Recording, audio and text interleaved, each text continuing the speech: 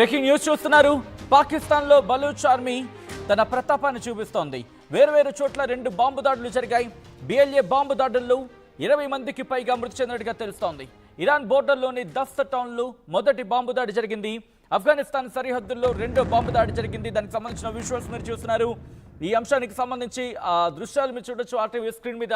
Baloch Liberation army కొద్దిసేపటి క్రితం ఈ అంశానికి సంబంధించి అటాక్ చేస్తున్నట్టు చెప్పుకొచ్చిన నేపథ్యం ఈ దృశ్యాలు మిమ్మల్ని కాస్త కలవరపరచవచ్చు. అయితే మిమ్మల్ని కలవరపాటు గురి చేయడం ఆర్టీవీ ఉద్దేశం కాదు, కానీ ఇటువంటి కథనాలు చూసినప్పుడు కాస్త కలవరపాటు గురయ్యే అవకాశం ఉంటుంది. కాబట్టి దీనికి సంబంధించిన జాగ్రత్తలు తీసుకోవాలని ఆర్టీవీ సూచించడం జరుగుతోంది. బలూచ్ లిబరేషన్ ఆర్మీకి సంబంధించి ఆ నోట్ మీరు చూడొచ్చు. ఫ్రమ్ ద బిగినింగ్, ఎస్ మీరు చూడొచ్చు 18/9 అంటూ కూడా అక్కడ ఆ డేట్ ఆఫ్ అటాక్ గురించి రాసుకొచ్చారు. Baloch Liberation Army Fidai unit Mazid Brigade executed a precise Fidai attack on a convoy of Pakistan Army buses in the Dust area of Kutch.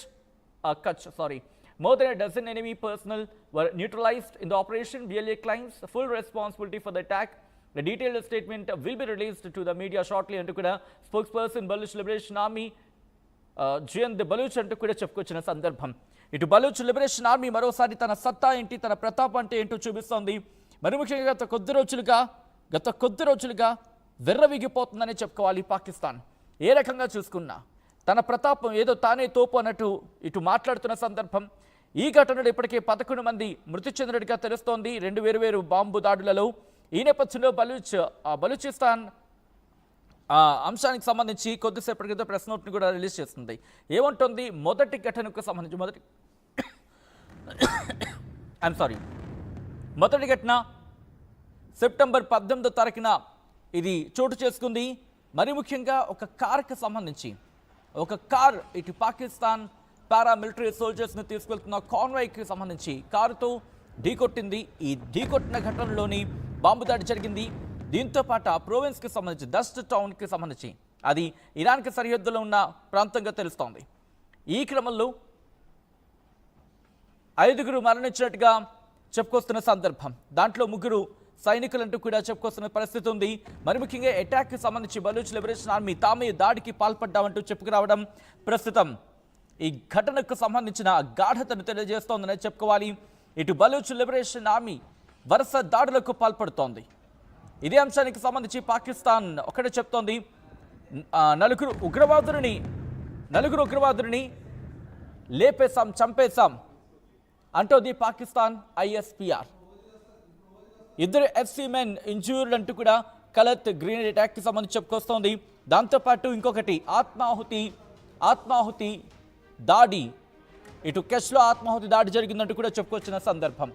ఈ క్రమంలో పాకిస్తాన్ అయితే మాత్రం 6గురే మరణించారంటున్నప్పటికీ కూడా ఈ సంఖ్య ఇంకా ఎక్కువగా ఉంటుంది. 11 మందికి పైగా మరణించి ఉండొచ్చు అంటూ కూడా ప్రస్తుతం దీనికి సంబంధించి చర్చ జరిగిందంటే అర్థం చేసుకోవచ్చు. పాకిస్తాన్ వరుస దాడులతో అల్లాడిపోతోంది. ఒకటే చెప్తోంది, తన బలగాలను సిద్ధం చేశాం, అవసరమైతే మరిన్ని బలగాలని రంగంలోకి దించుతామంటూ చెప్పుకొస్తోంది పాకిస్తాన్ ఆర్మీ. ఇంకా ఏముంటుంది డీటెయిల్గా మాట్లాడుకునే ప్రయత్నం చేద్దాం. లేటెస్ట్ ఘటన గురించి మాట్లాడుకుంటున్నాం. పాకిస్తాన్లోని బలూచిస్తాన్ ప్రోవిన్స్లో బాంబు దాడులు జరిగాయి. ఈ ఘటనలో 11 మంది మృతి చెందారు 2 వేర్వేరు బాంబు దాడుల ఘటనలో.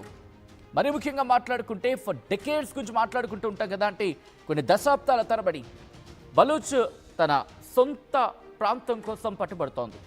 తన సొంత జాగా కోసం ఇప్పుడు పట్టు బిగిస్తోంది. ఆ మూమెంట్ కూడా స్టార్ట్ చేసింది తనకు తానుగా ఒక విధంగా చెప్పాలంటే స్వయంగా ప్రకటించుకున్న సందర్భం. మాదో బలూచిస్తాన్, మాదో ప్రత్యేక దేశం అంటూ కూడా. సో ఈ క్రమంలో ఒక్కసారి ఆ దాడికి సంబంధించిన దృశ్యాలు చూద్దాం. ఆ దాడికి సంబంధించిన దృశ్యాలు చూసి డీటెయిల్గా మాట్లాడుకునే ప్రయత్నం చేద్దాం.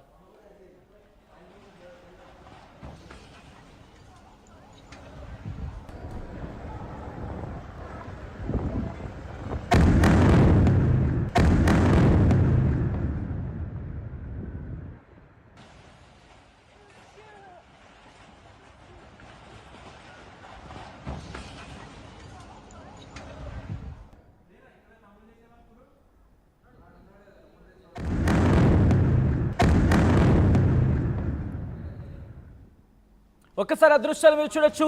అటుగా వెళుతున్న వాహనానికి సంబంధించి బలూచ్ లిబరేషన్ ఆర్మీకి సంబంధించిన